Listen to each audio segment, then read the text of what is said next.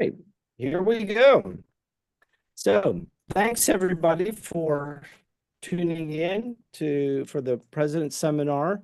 I hope all of you are looking forward to an upcoming successful year. I know it will be busy, a lot of extra responsibility, but I hope it works out well for you and that you have a real good experience in your year as club president. Tonight, what we're going to try to do is go through a number of things, and I'll try to keep it moving pretty quickly. And I will do pauses between sections for questions if you have them. But if there's something you want to ask right in the middle or whatever, that's fine. Just go ahead and unmute yourself or make sure you're unmuted and ask the question. I'm happy to answer it as we go along. But the things that we're going to go over, we're going to talk a little bit just about leadership in general, and a couple of tips there about what it means to be a leader. We'll be discussing specifically the duties of both the club president as well as the vice president and the board of directors, because those are people that you are going to be working closely with. I want to give you some tips on how to plan for your year, some things that you could do that hopefully will make your year go a little bit more smoothly. And also the expectations that of a club president, general leadership expectations of the club president. And finally, just a couple places you can go for some either follow-up resources or information or training if you are interested in any of those things. So let's start by talking about just a little bit about leadership in general. Some things that I think we could all agree that leadership includes are providing guidance, motivation of your members to get out and do the things that your club needs to do. Problem solving can be a big part of it. Things come up that you have to take care of, and as well as building a consensus so that everybody is kind of headed in the same direction and agrees on the direction that the club is taking. One of the ways club presidents lead by communicating a shared vision among the club members. So, our clubs are mostly very well established, and we somewhat know what's coming up for the year because you have projects that you've done for years, fundraisers that you've done for years, those kinds of things. But sometimes it's good to take a step back and see, well, what is our role in our community? Do we share a common goal and a common vision of where our club is or where our club needs to go? So the better you can communicate that or come up with that as a group, and also for you personally to have sort of a vision of how you want your year to go and communicate that to your members is a great thing. You want to encourage your members toward reaching club and personal goals. So hopefully your club will have some goals that they want to achieve this year, and different members within your club will have personal goals. Like maybe they want to chair a particular committee, or maybe if they're already head of a fundraising project, they have a certain goal as to how much they want to raise this year with the fundraiser. Setting goals, even if they're not achieved, it helps give some direction, and it gives some motivation too to try to get out there and do the best job that you can. Always be looking for ways to provide leadership opportunities for other members in your club, because our clubs always need to keep developing leadership. I think that's one of the things that is holding back a lot of clubs is the lack of leadership or people who are willing to take up and take those leadership opportunities. So find small ways for people to help lead and give them opportunities to lead, even in a small way. If it's a part of a meeting or doing a presentation in a meeting on something that they know about. Attending and encouraging others to attend leadership training. Like this training, the district does provide some, and some of the resources at the end refer to different training opportunities that are available. So all of your club offices, whether it's your secretary, treasurer, directors, there's opportunities out there for them to learn and grow their information with Lions knowledge, but also just general leadership skills. There's plenty of material out there available through Lions International. You also lead by mentoring people, uh, showing them. And a great way for that is like through your committee work, making sure that you're training the next person who's going to be leading that effort, whether it's a service project or a fundraising project, making sure that they know whether maybe it's your vice president or one of your vice presidents, but mentoring them, getting them involved and showing them what it takes to run your club. It's really important that every member feel like they are contributing to the club and they have some kind of important role to fill. So to the best of your ability, and we'll talk a little bit about committees later, make sure that you have people assigned to things that they can do. Even your older members who may have mobility issues, isn't there some way that they can contribute? That's going to keep them involved and engaged and wanting to be a part of your club. And of course, as a leader, you always want to lead by example. Set that a good example for how um, for that. And I see we have another one coming in here if I can get to it. Okay, I'm going to have to just back out of here a second to be able to do this.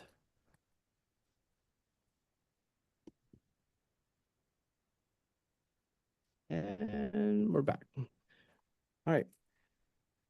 In terms of promoting consensus rather than conflict within your club, which I think is really important, bringing people together around a common cause. My dad, early on in my career, I was a public school administrator, well, a teacher and then administrator, but early on, especially when I moved into the administration role, my dad shared uh, a little guide that he uses for running groups. He was a president of a number of different boards at church and through his work, and he had sort of an easy four-point rule for building consensus. And first is to have open, honest, candid, and confidential discussions. So, you know, I'm giving these to you in case maybe you can use them either, whether it be with your sitting down early with your board of directors and setting these ground rules, or maybe even with your whole club as you go through your year. But yeah, you want to make sure that what you're saying, you want to set an environment where there's an environment of trust, so that anything confidential that's discussed, people can be honest and candid and know that their thoughts won't go outside of the room.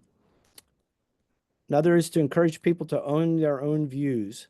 So yeah, they shouldn't be afraid to have an opinion and be able to explain that opinion to others.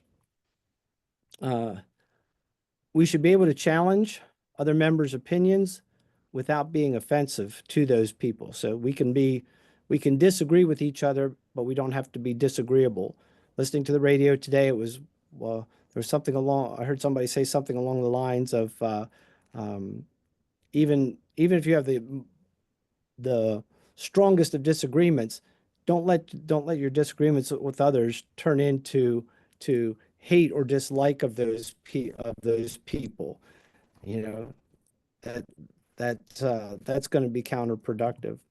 And then finally, kind of a sister to the one before it, you need to be able to accept challenges without being offended.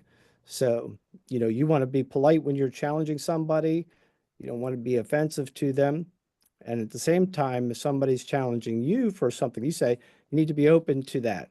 That promotes, the best open discussions, the best airing of views, and hopefully leads to the whole group to a better consensus. All right, so that's just a few tips, little things that I've used along my journey. I was president of the club for the third time this year. I'm just finishing my year, and I try to do that to the best of my ability. So let's move on now to the actual duties of the president, and this will just be a real quick overview, and we'll talk a little bit about some specifics later. But you are the chief executive officer of your club. So that means that you are responsible to call and preside of the meetings, the club meetings, board of directors, any special meetings. You're making sure the committees are staffed with chairperson and members. Ensure that you have regular elections, or that your elections happen at the proper way, time and place, and in the proper method. We encourage you to attend cabinet and zone meetings uh, at the district level and the zone level so that you can receive information about the larger Lions organization, what's going on, and take that information back to your club. Um, and then when you go to the zone meetings, be prepared to report either concerns of your club or activities of your club, whatever your zone chair has on the agenda for a given meeting. You get your authority as the executive officer. Um, it comes from a number of places, but it's not absolute authority. All right.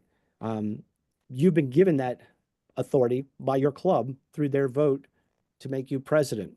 And then that authority and the specific responsibilities are outlined in your constitution and bylaws, as well as your club's constitution and bylaws, as well as the international constitution and bylaws, and your club board of directors. They also support you by giving you authority to take various actions. So that's just brief with the president. The vice president, whether first, second, or third, also have some specific duties, primarily learning how to be president and preparing for their year as president.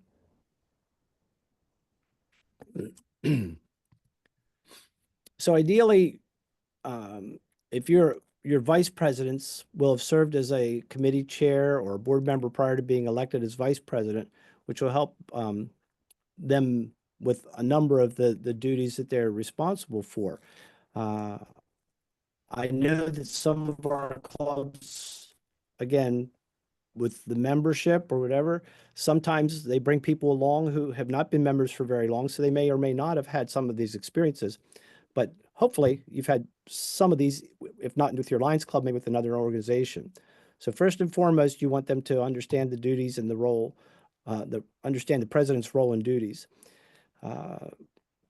You can assign your vice presidents to oversee the work of various committees and also help committee chairs set goals for what they're going to achieve this year. One of the things that's kind of helpful is to develop job descriptions for your committees. It doesn't have to be anything real long. Our club has a policy that has all of our committees listed on it, and just a brief description of what that committee is responsible to do. And then that helps the committee have a little bit clear vision of what they're supposed to do.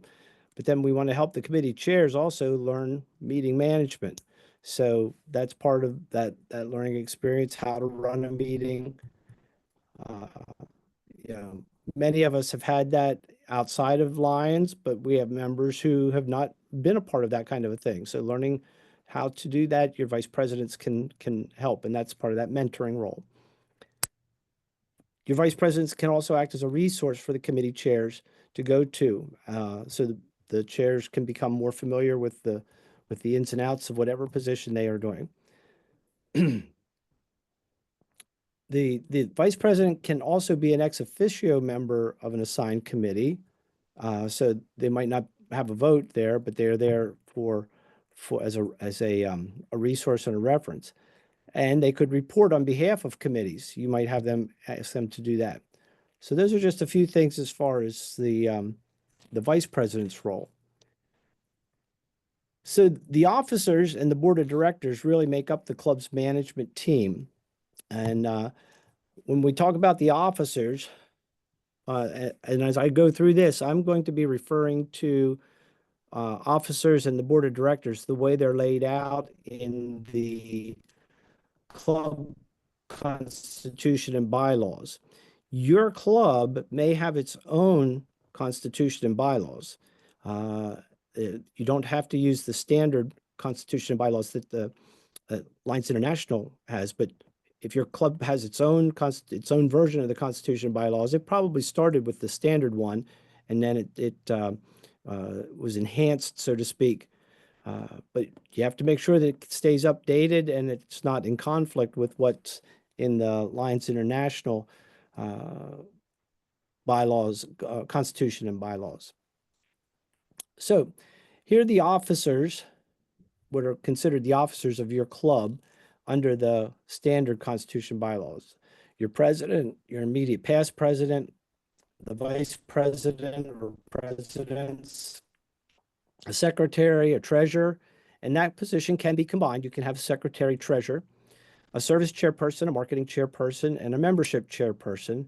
And as you can see in the note below, either of those last three roles could be filled by maybe an officer or a director, because we all know not all of our clubs, if they were to fill these officer positions plus the director positions that I'm going to show you, your club might not have that many members in it. So doing double duty may be a necessity in your club, but we do want to try to have these roles covered to the best of our ability, or somebody responsible for covering those duties. The board of directors then includes the club officers as well as these other positions.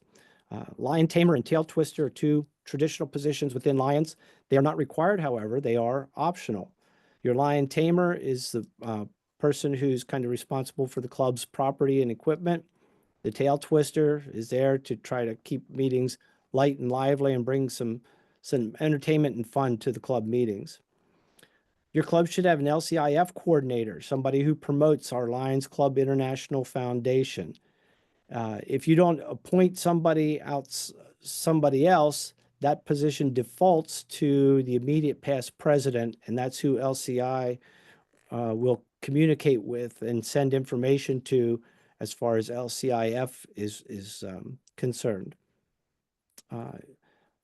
Ideally, your club should have a program coordinator, somebody who's responsible for setting up, speakers and that kind of thing for your different club meetings. A safety officer is optional, highly recommended though, especially for organizations who are engaged in activities where you should look at safety concerns. In my case, our club runs a restaurant at the South Mountain Fairgrounds, so it's important for us to have somebody who's on the lookout to see potential safety hazards. Some others of you do similar things, have pavilions, or you have other facilities or something like that. You want to make sure that things are somebody's looking out for those safety aspects. The next two only apply if your club has a club branch, which we have 3 of them, I believe, in the district right now. A club branch is simply a sort of an offshoot of a club, a group of 5 or more members who kind of meet separately from the other club, and often with the goal of trying to grow into an independent club. But if you have a club branch, then the president, if designated, should be part of the board of directors. Same way with the Leo Club. We have 4 active Leo clubs in the official Leo clubs in the district, and 2 others that are working to get to official status as soon as they can get enough members. The club member who's there, the advisor for the Leo Club should be, you might want to have on your board of directors so that they can keep contact and knowledgeable of what's going on. And then, of course, your directors themselves. Most clubs have 2, maybe 4 directors, and those people can be assigned to other responsibilities, as I mentioned before. These positions should all be elected offices of your club. However, whichever ones you decide to have or are part of the culture of your club, you want to include those offices on the ballot for that, for your when your elections occur. The board of directors reviews and refers all new business appropriately. So they're going to be shaping policy, whatever. But typically, if somebody has an idea that comes to the club, in most part, that should go to your board. That should be referred to a committee or the board of directors for review before it's necessarily taken on formally as a new, say, service project or a fundraiser or something like that. There should be a review of that by the board of directors. Of course, they approve expenditures and arrange for some sort of audit or way to keep somebody looking after the books other than your treasurer. And yes, we trust our treasurers, but it's always good to have accountability there. They, on an annual basis, you should be approving your financial institution and providing bonding for your club treasurer.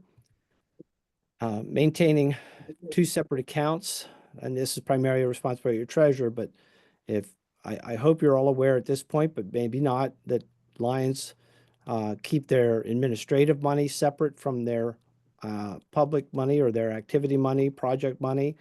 Administrative money should be used for, or is used to run the club. The activity money, that any money that comes in to your club from the public that you have through sales or any other way, if it's not Lions money, it needs to be, if it's not money that's provided by a Lions Club member, then it goes into the activity account and is to be used back in that way to go back to the public or support your service projects and those kinds of things. As a board of directors, they can also modify or overrule or rescind any officer's actions. So there again, that you as president, you are not the king or the dictator or whatever. If you make a decision that they don't like, they may overrule that and do that. So that's why you will have to have a good working relationship with your board. And then the board of directors should support all the decisions made, or everybody on the board should support the decisions that finally come out. And that's where building consensus is really important. So that's kind of the first phase of the presentation. Any questions or comments related to leadership, duties, or the board of directors? Nope. I have a question about your administrative account and the activities account. Okay. The activities account, can that be used to update your building in order to allow the public to come in and rent it, or to have your parties there for the public? Yes. Yes, you can use that because that's part of the, that you need that building to do those service activities, that kind of thing. So yeah, any funds that you raise, like when you have the building being rented for something, it's not inappropriate to set aside some of that money for repairs and maintenance of the building, and that would all be like line items in your project account. Okay, thank you. Anybody else? Okay, we'll move on.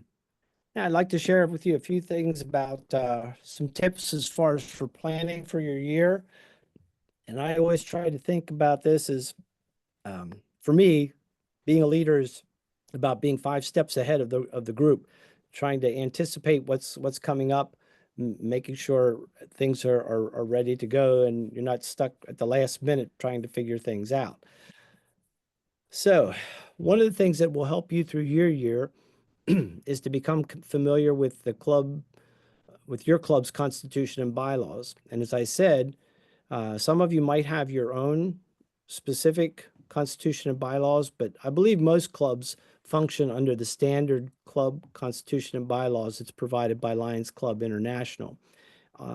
At the end of the webinar, I'm going to send each of you a copy of the current one, even though the one on the screen says 2020, 2021.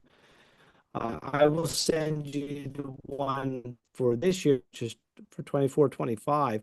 But every year at the International Convention, these are updated, or just after the International Convention, to reflect any actions taken by the International Board of Directors. So probably in July, maybe August, the updated version will come out, and I will try to make sure that you get that one as well. But I'm going to send you the current one so you have a copy of that you can look at. So it really helps to be familiar with this, because this is the basic information by which your club should be running and doing its best um, to be using those guidelines and following those guidelines. Another helpful resource is the Club President and First Vice President ebook.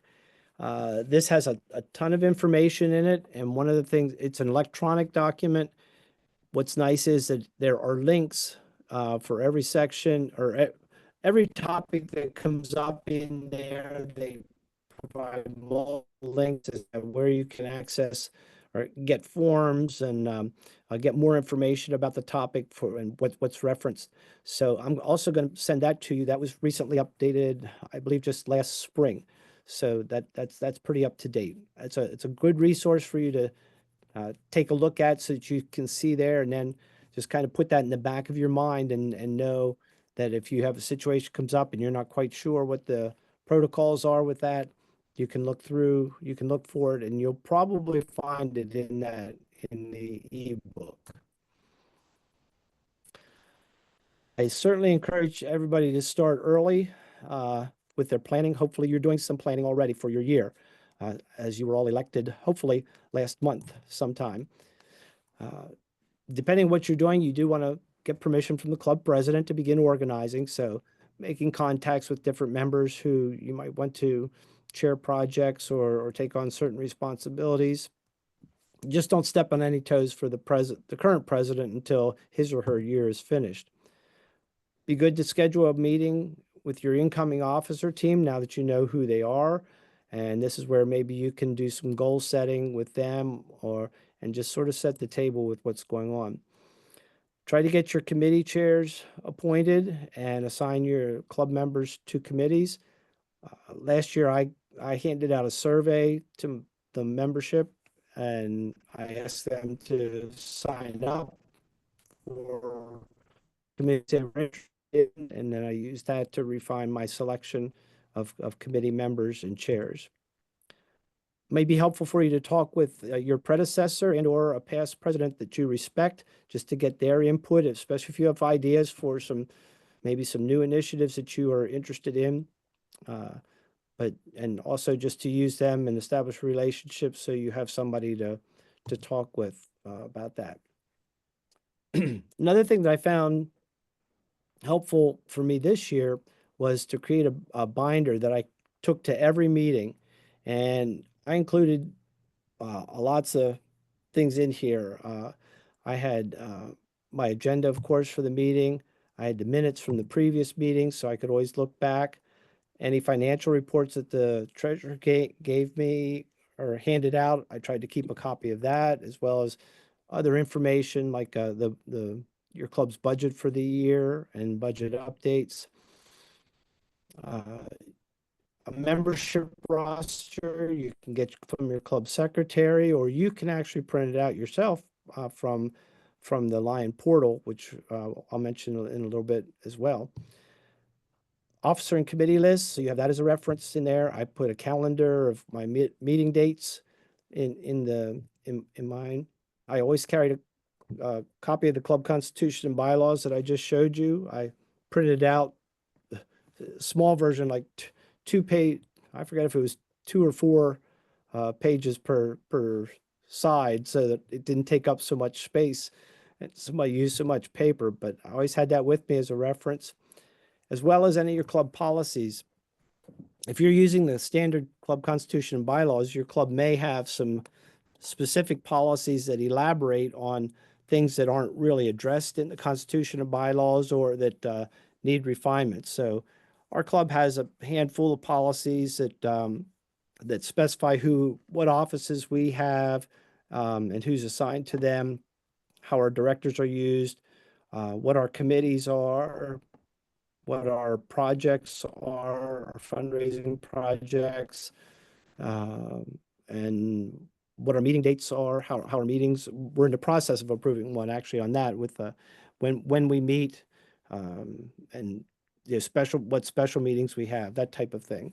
So check, hopefully, if your club has those, they have them in writing. If they don't have them in writing, if you just kind of have some traditions that you do, it's not a bad idea to have it in a written form, and maybe that's a goal that you would like to pursue.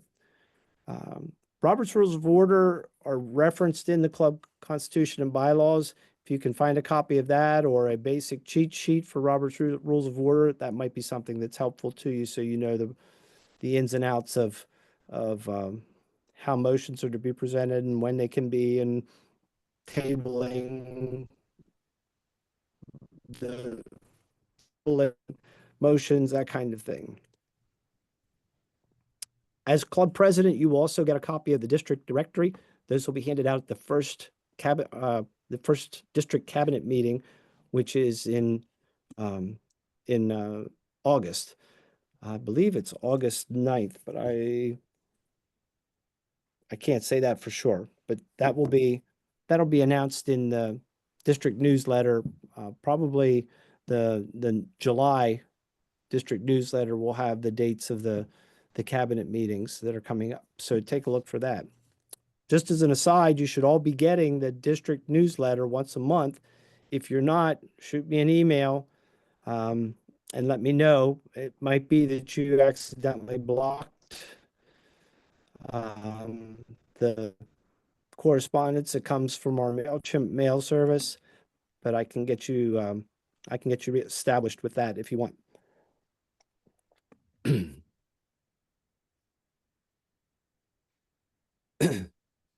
Another thing I think is good to work on is to come up with a tentative calendar of events. Right now at this time of the year, start thinking through, because many of the things that our clubs do are done year after year, and we follow the same schedule. We do a lot of the same things. So put together that calendar of events with when your meeting dates are, when your projects are going to be, the fundraisers, that kind of thing, and then use that to create sort of a month by month to-do list. So what do I need to do as club president to be ready for these things? So I know on mine this year, I knew that we what do I want to say? Give a good example. Something that we do, well, like an approvals. Let's say for a donation to an organization. If you know that you're going to have a speaker in for an organization in October, you might want to put in your month by month to-do list to, at a September board meeting, approve a donation to that organization, so that they, you don't have to wait until after. You can hand them the check at that meeting, that kind of thing. When do you have to get sign-up lists for your service projects or a fundraiser? In your month by month to-do list, that might need to start a couple months before the actual time that things do. So if your club doesn't have anything like that going on, for you to start the first one, I think it would be a great idea, and because it's something you can pass on to the next president. For them, it'll be a lot, make their year a lot easier to get started, and use that as a guideline. You might want to create a template for your meeting agendas, and that way you can just copy and paste and make modifications that make it specific to each meeting, but having the general format laid out. My process was to use I did them all on the computer, and I would just copy the last meeting's agenda and paste it into a new doc, or duplicate it and then use the new one. But I always had the old one, but just use that template over and over again. That way you kind of remember some things. And we'll talk a little bit more about your meeting agendas later.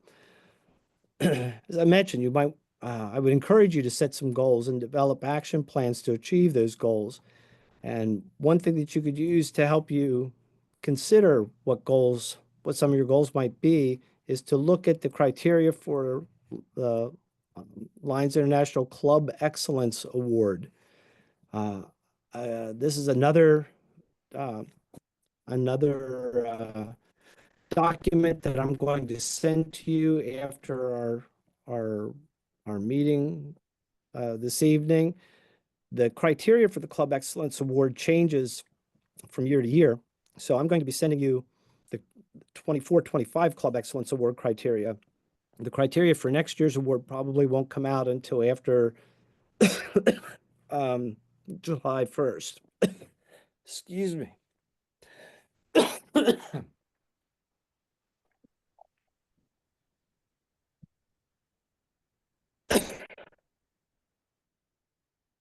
That's going to be the cold catching up with me now.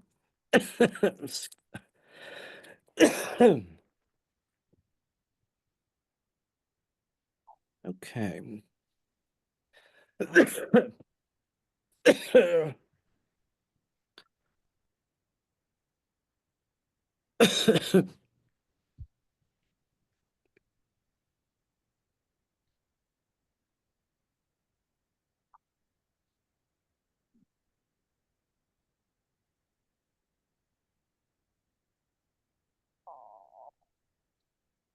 Give me just a minute here.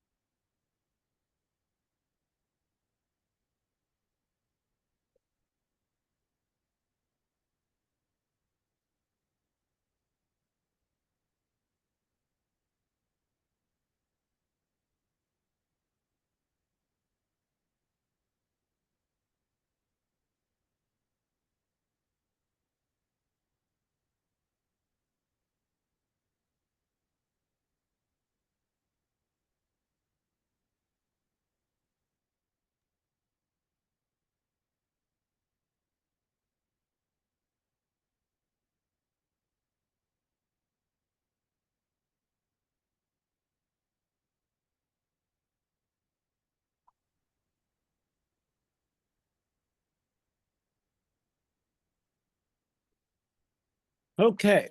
I am so sorry, but this cold has me drying out here. All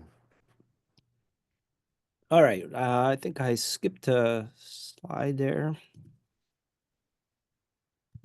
Let's go back. Did you have any questions on planning?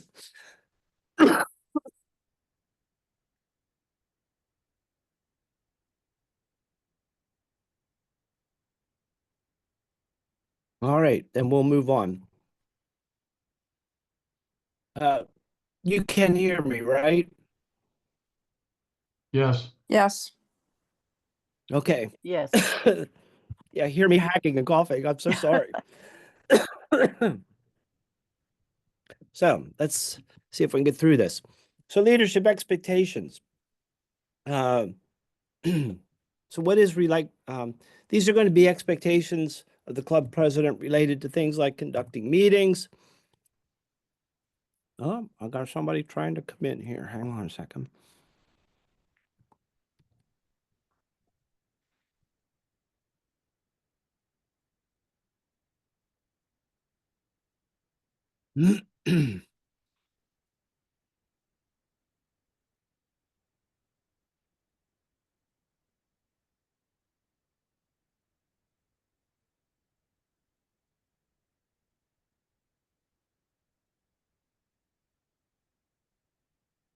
We just got Rick Lyon coming in to the meeting. So, all right. So again, conducting meetings, expectation of conducting meetings, managing your committees, conducting the officer elections, and communicating with within and outside of your club. So let's start with some of the expectations related to meetings. You are responsible to see that all the club meetings, board meetings, special meetings are announced, date, time, and place, as well as preparing an agenda for those meetings and presiding over your club, your board meetings, and your special meetings. I also highly recommend that you review the minutes of previous meetings prior to their distribution to the general public, and that's something you want to work with your secretary on, hopefully to avoid any mistakes or miscommunications there. I do want to emphasize that you're responsible to see that these things are done. You don't always have to be the one who does them, but you can delegate them. But these things should be done. Some of that depends on the culture of your club. I know a number of clubs where the secretary does a lot of the has taken on the role of preparing the agenda for the meetings, but I would encourage you to have a very active role in that, and actually be the leader, the person who does that, not just the president in name only. Why is an agenda point important? Well, for me, it acts like a blueprint for an efficient meeting. I think the meetings are more productive and orderly when you have that agenda to keep yourself on track. It helps to inform your members, especially when you're sending it out early. They know what business is going to be covered at the meeting, what's coming up. And it helps you not to overlook something that you wanted to do at the meeting that you might forget if you don't have it written down in an agenda.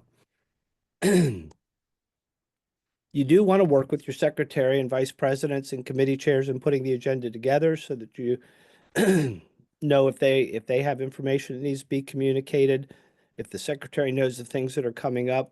Your secretary is kind of your right-hand person, because in most clubs, the secretary has been in the office for several years, and they have a good idea of that longer arc of the year. So even when you're doing if you do a month by month to-do list or something like that, sit down with your secretary to help work on that, because they're going to be very knowledgeable of things to expect to come up. I always went back to the previous meeting agendas, or agendas from previous meetings, as well as the minutes, to make sure I didn't lose anything that we said we would bring back to the next meeting. I worked from two different ones. There was my first version of the agenda has a lot of notes on things that I want to remember, but they're not necessarily things that the whole membership has to see. So when you look at the agenda I have in front of me, it's in black and red, and the red stuff is stuff that's just for me. When I prepare the version that I send out to members or make copies of, I take that red stuff out, and it keeps it a little bit shorter, and it's kind of like a need to know type of thing. Most of them are a lot of those notes that are just reminders for me. The regular membership or general membership doesn't need to know. So as I said, send a basic version to your club members, and you might want to.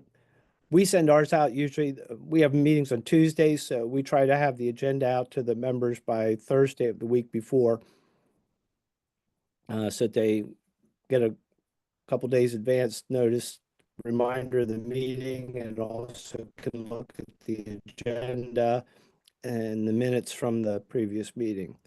But you still might want to have a couple copies available for people who want something to jot on, or people who didn't take time to look at it before. Here's just some possibility from my experience. If you're going to have a program at your meeting, you want to do your typical call to order and opening exercises. introduction of any of your guests, if you have prospective members or things like that. If you have a meal, go ahead with that, and then have the program right after the meal. Uh, uh, you may or may not want to do your secretary and treasurer reports as part of that meeting for approval. In our club, we usually just have the secretary and treasurer reports approved at board meetings, not necessarily at the regular membership, at the basic meeting like this. Then some announcements. If you have a tail twister, you want to leave time for the tail twister. We usually do the tail twister at ours. We have been doing it right after the meal. The tail twister takes a few minutes to do their thing. And then after your adjournment, you can reconvene a board meeting if you need a board meeting and go through the agenda items for your board meeting. Now, if you're a regular meeting night and it's not a program meeting, but just a regular business board meeting, then your agenda might look something like this, where you have your call to order, your opening exercises and meal. If this is a board meeting after after your regular meeting, of course, you're not going to do those things, but then you can pick up with your secretary and treasurer reports, your chair people and coordinator, maybe reporting on upcoming activities, section for old or unfinished business that needs to be taken care of or looked at, opportunity for new business to come before the club. And in that case, if it's new business, an idea comes up or whatever, you probably want to refer it then to a committee for review and then brought back. Any announcements you have, and then you can do the adjournment for that meeting.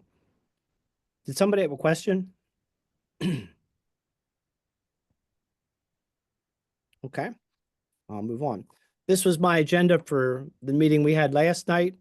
Pretty straightforward. This is the one that went out to the members for the meeting. Just has a few notes under the announcements. I usually try to list those because then that's a nice reference for the members to have,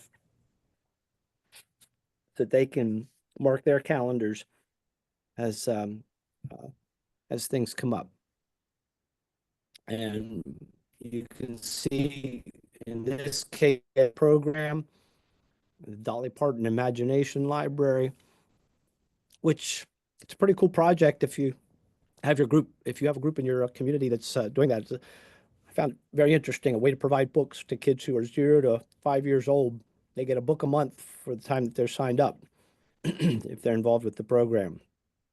And then we had a brief board of directors meeting after our adjournment of our regular club meeting.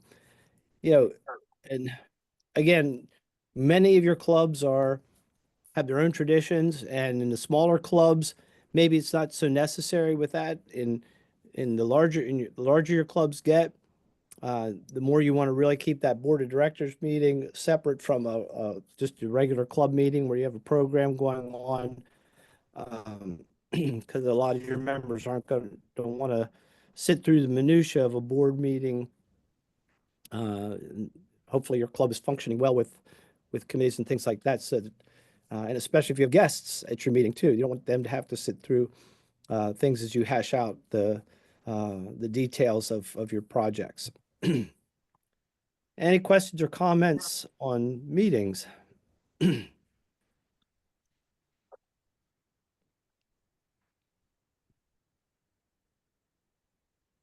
Okay, then let's talk a little bit about committees.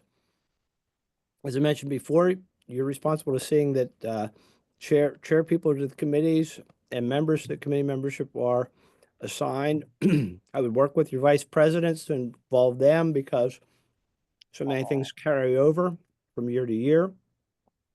Ask your VPs to oversee and assist, mentor, but not to take over the committee, just to be there to support the chairperson. Try to match the members to their interests and skills. That's why I put out a sign-up sheet to see who was interested in serving on what committees.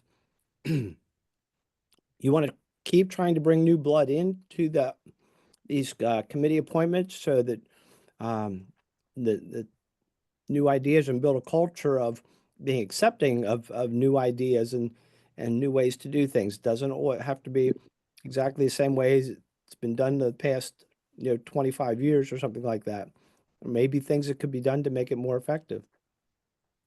If you can develop job descriptions for responsibilities for those committees, that's even better to get that down. It makes transitioning to a new person or a new club chair or a new committee chairperson much easier if they have some guidelines to go by. So that's same with the record keeping as to what goes on in the committees, trying to keep those records. Anything you can get down to help the next person along is great. We have so much knowledge built up in just the people who are currently doing the position, but something happens and then nobody knows how to pick up the pieces if they can't do it for some reason. That's the risk you run, especially the more your club counts on that fundraiser or people count on that service project. So expect the committee chairs to report on what they're doing and make sure you provide time for them to do that reporting. Keep in communication with your committee chairs through your vice presidents or directly. Encourage the committees to meet between club meetings, not everything being hashed out at a club meeting or a board meeting. Your committees can make decisions and they should be bringing them to your board meeting. So it's just like a thumbs up or a thumbs down kind of thing once it gets to the board level. Do your best to attend those committee meetings if you can, so that you can stay in the loop and be aware of whatever progress they're making, problems, and their achievements. That helps keep the committee focused, but it may require a lot of follow-up on your part too, to make sure that the committees are functioning and getting the work done that needs to be done. There are certain committees that your club is supposed to have according to the Constitution and bylaws. Those are our global action team, which most of our clubs, I'm pretty confident to bet, don't have a functioning global action team.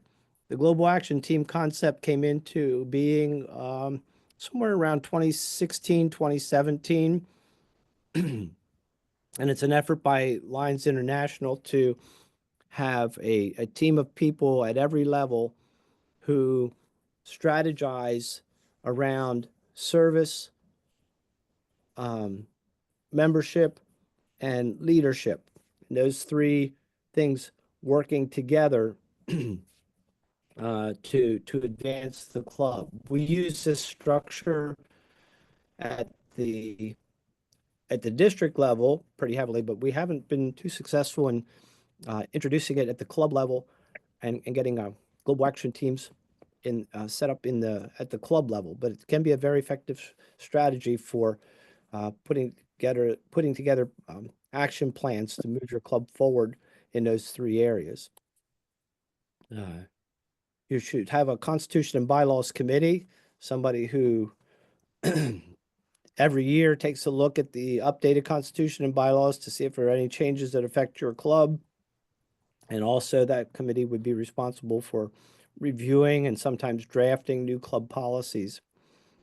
You're supposed to have a finance committee, which is to be chaired by the treasurer, club treasurer, a membership committee, a marketing and communications committee, an information technology committee, and a leadership committee, which is supposed to be chaired by the first vice president. And I think the first vice president, they recommend that be the chair because the first vice president then can be recruiting their leadership team for their year as president. Marketing, communications, and information technology, they could probably be worked together because they have a lot in common, and they should definitely be working close together if they're not a combined committee. So those are the ones in the club constitution and bylaws. Then your club has specific committees for things that your club does. So this is just for my club. I'm the Orangefield Lions Club, by the way. Yeah, we have service project committees. We do the peace poster contest, road cleanups. We deliver holiday fruit baskets. We decorate the town with wreaths.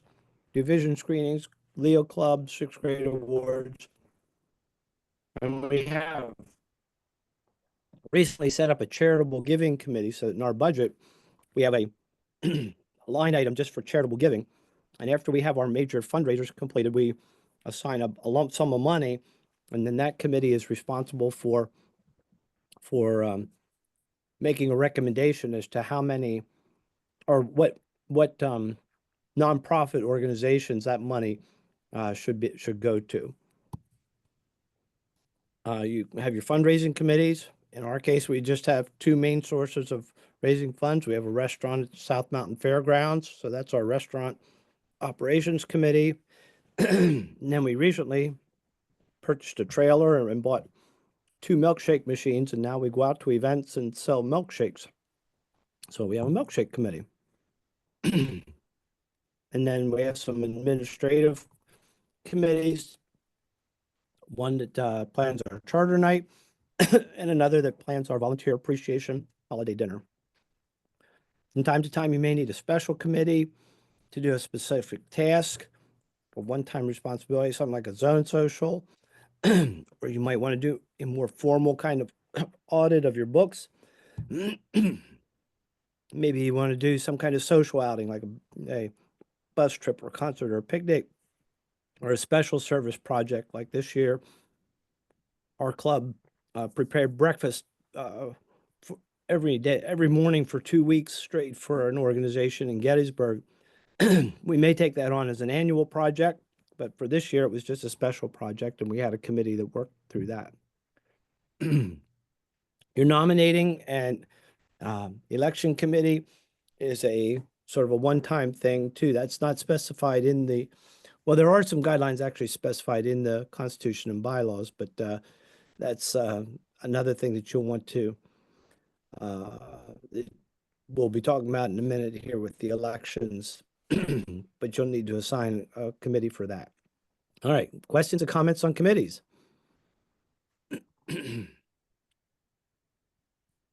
Okay. So let's go on to officer elections. You are responsible to ensure that the elections that your club holds comply with the Constitution and bylaws. So you don't have to run it all, you don't have to do it all, but you need to know what the rules are and assign people to take care of these things. So I'm going to give you some of this information so you have a place to refer to it. But you'll also see this in the in the ebook, the president's ebook that I mentioned earlier. You want to make sure that the process is open and meets the deadlines.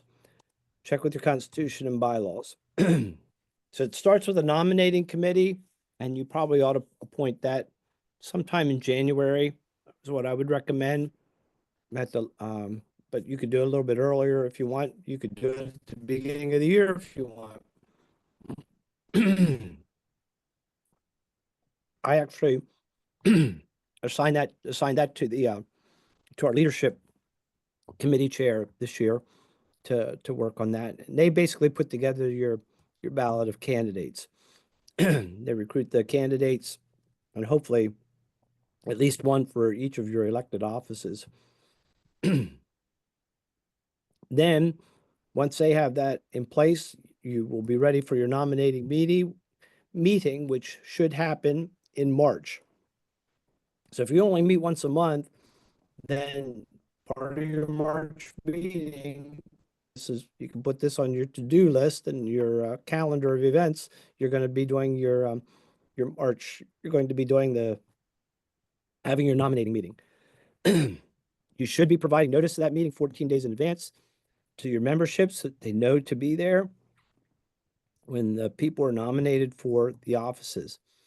They report on the slate of candidates they've recruited. They present that slate of candidates.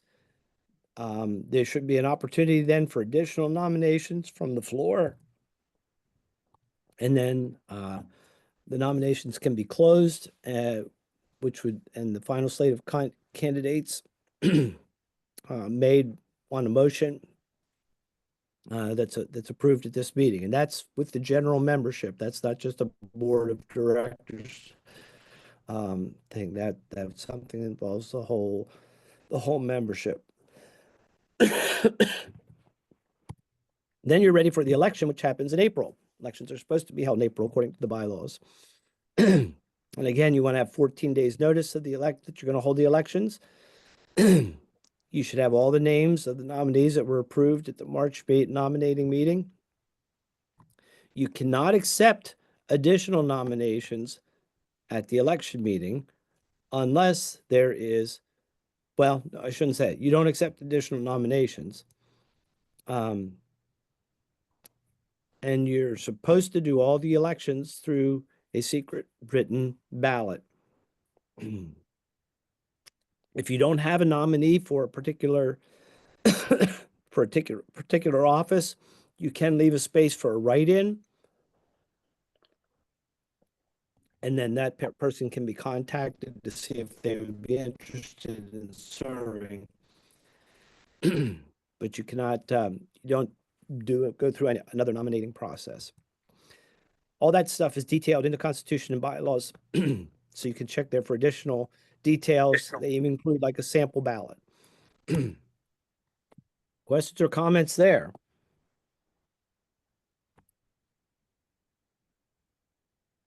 I hope you can remember that until 8 months from now. All right, then let's talk about communication. Got so many ways that we can communicate now. You know, a lot of your clubs do have a newsletter and somebody who puts that together for you, whether a paper version or electronic. Social media, our club uses Facebook and Instagram pretty successfully. We do almost all of our communicating through email. We only have one member who doesn't have email, so that when we do have to print things out and mail or drop off. Telephone calls and text messages work real well still. Might be old school, but we do a lot of that. And then, of course, making announcements at meetings. For the broader public, press releases can be useful depending on how well your local newspapers receive those types of things. Don't think that you have to do that all yourself, of course. Involve your other officers and your committee chairs to help keep your members informed. The kinds of things you want to communicate to your club members are, of course, your club activities. And your club activities are reported to LCI under 4 broad categories: service projects, meetings, fundraisers, and donations. So make sure your club members know about every activity that's going on with the club. They should also, of course, know about your meetings and the minutes. You want to communicate those things. Keep them informed of zone and district activities and encourage them to attend those things. You may have a zone social, your zone advisory meetings. When you're mentoring somebody to take on the role, like your first vice president, take them to at least one of the zone meetings so they have a better concept of what the zone meeting is all about. Try to get them to go to the district convention, so that they get to experience that, or a district cabinet meeting. Those are all good things for your prospective leaders to go to, as well as multiple district activities, which include things like symposiums. There's a fall and a spring symposium. We're pretty fortunate. The multiple district PA Lions sponsor those. And they're in Harrisburg. For most of us, that's not much more than an hour's drive or so to get to the state office where those are conducted. Also, there's something in March, near the beginning of March, called Regional Lions Leadership Institute, RLLI. It's a great opportunity that all it costs you is the gas money to get there. They put you up overnight, 2 nights. PDG Keith, am I right? 2 nights on that? I think you go over Friday evening, and you get your meals, you get 2 evenings lodging, get to meet a lot of great lions from across the state, and get lots of great information. And then, of course, there are council meetings 4 times a year, as well as the state convention. Just in general, keep your members aware of Lions Club International activities and Lions Club International Foundation activities. Outside of your club, delegate that communication responsibility as appropriate. Make sure it's clear who will respond to what kinds of things. You know, is the secretary supposed to do that? The committee chair, vice president, president? Who's going to do the communication for in different types of circumstances? All right. Or as you receive correspondence, who's going to reply to those kinds of things? Who's going to send thank you notes? Who's going to send sympathy cards? Who's going to send replies to people who request donations? Try to insist that you keep it, that you're informed of all the requests for insistence so that you can follow up with the person assigned and respond to each request. Last thing we want is for requests to just fade off and not know, but the person who made the request not to hear back from us. Your marketing and communications committee can help, of course, with the communication. Strong chairperson, as I say here, is a great asset. And they need to be really comfortable with social media tools at this point and make regular posts on either Facebook or Instagram. It's a great way to keep your community informed. If your paper will accept them, do press releases and pictures. They don't have to be anything real fancy. We're lucky in the Gettysburg Times. We get about, I'd say maybe at least 50% of the things we submit gets published at some point or another. Check your club website, see what needs to be updated, and find the right person who is responsible and can make those updates to your website. An out-of-date website is not a good look when people go to check you out. Check out your club's activities or your information. And best thing you can do for member recruitment is to keep your community aware of what your club is doing. Keep that out in front of them and keep trying to develop new people to follow you on social media. So again, we're looking at service projects, meetings, fundraisers, and donations. Any questions or comments on communication?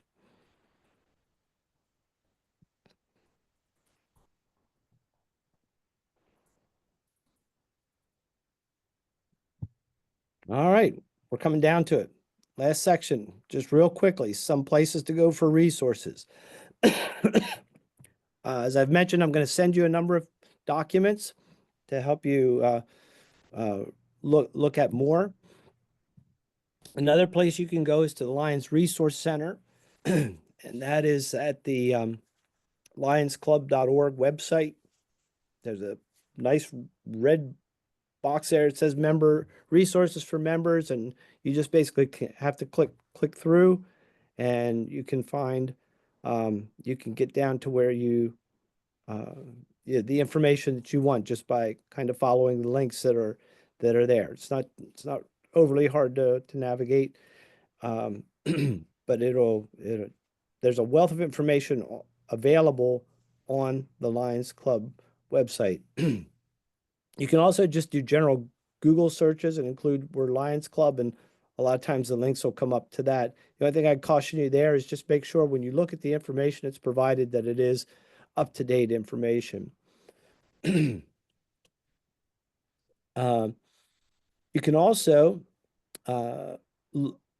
get to the Lions Learning Center, or I'm sorry, that's the resource center. Yes, the Lions Learning Center is another resource that you can use, and this has a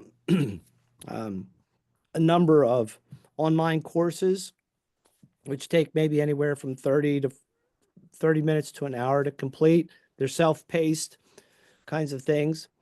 You can access the Learning Center through the Lion portal. All you have to do is sign in to your account on the Lion portal. If you don't have an account on the Lion portal account set up yet, I highly recommend that you do that. I'm going to take a chance here and see if this works, but I have this linked. Let's see what happens. See if it'll go. There it is. This is the login for the Lion portal. If you're not already registered, all you have to do is you have to just click here on Don't Have an Account, and you can go through and provide your email address and a password. You do have to use the email address that's on the that's registered through that your secretary has on file in for you with the club, or it won't connect, it won't recognize you. All right, so when you log in, one of the main things up here is learn. You click on that, and that takes you right to the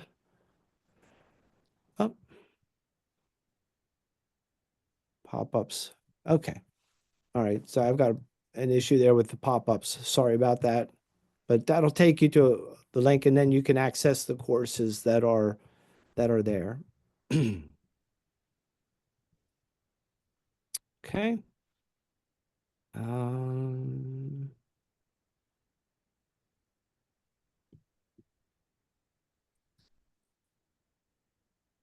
Now I just have to figure out how to get back to my presentation.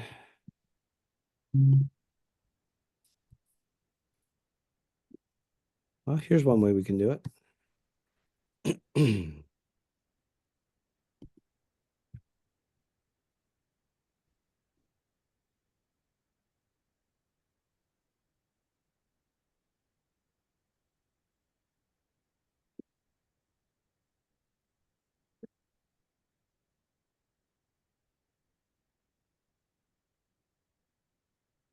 Well, I knew I was taking a chance when I backed out of that.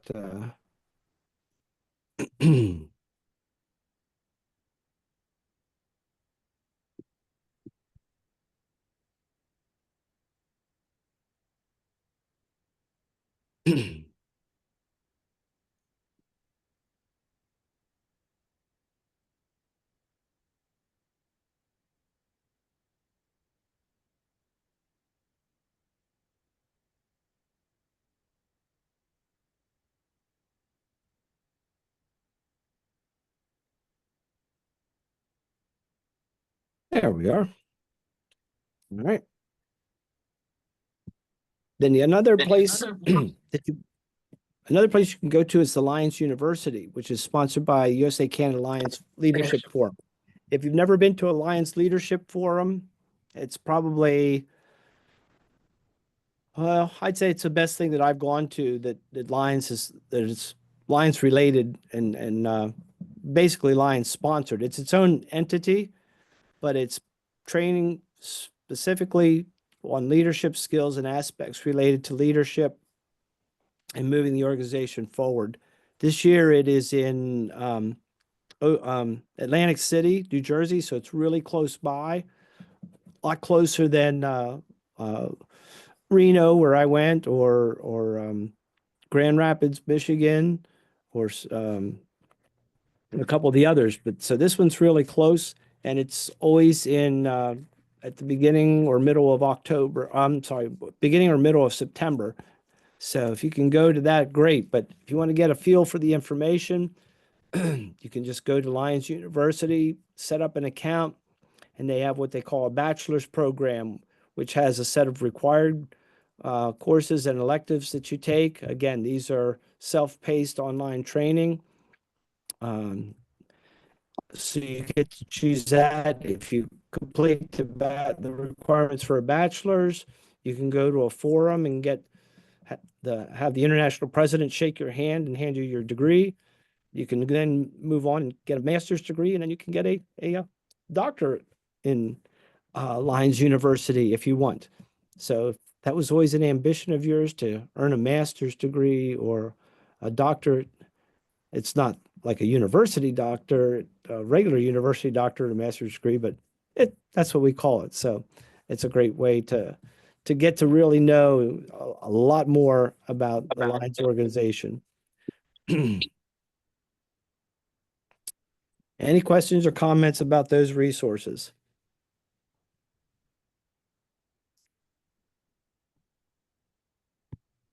All right. Well, that is what I have for you. I hope you found that or find that to be somewhat helpful as you get ready for your new year.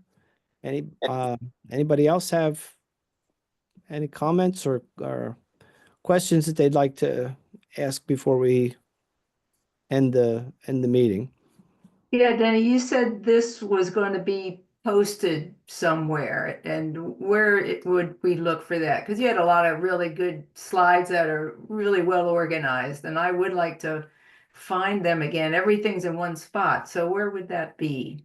Sure. That will be what I will do when I get the recording back. I have to send it for them for one of our district members to post on the post to YouTube, and then he sends me a link. So I will send that link directly to you folks Oh, good, as well. good. All right. But it will also be available. You'll be able to access that link on the district website. That's where we house everything. So if you go to the district website and look under the trainings tab, all of our most recent trainings are there as well. But I will send all of you the link when I have that. In fact, maybe I'll wait to send these handouts until I have that link so I can send it to everybody at one time. That'd be great. Yeah.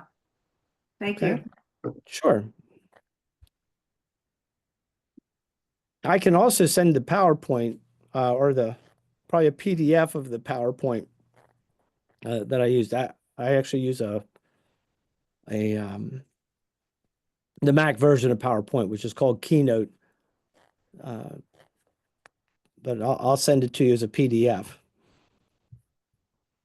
That'll be helpful. Afraid I'd rather have the slides than have it on YouTube. I'd Okay. like to be able to look at it myself whenever I wanted to and just focus on individual pages.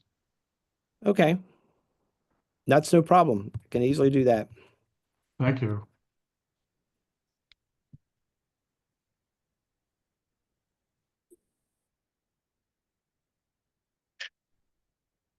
Anybody else? All right. Well, then again, thanks for taking time to go through the training. And I really wish you all a lot of success in your year as club president. Have any questions or concerns, feel free to reach out to me at any time, and I'll be happy to help you as I can. All right, Thank you. thank you. Thank You're you. welcome. See ya. Yep. Bye. Good night, everyone. Good night. Good I hope night. you're feeling Sayonara. better.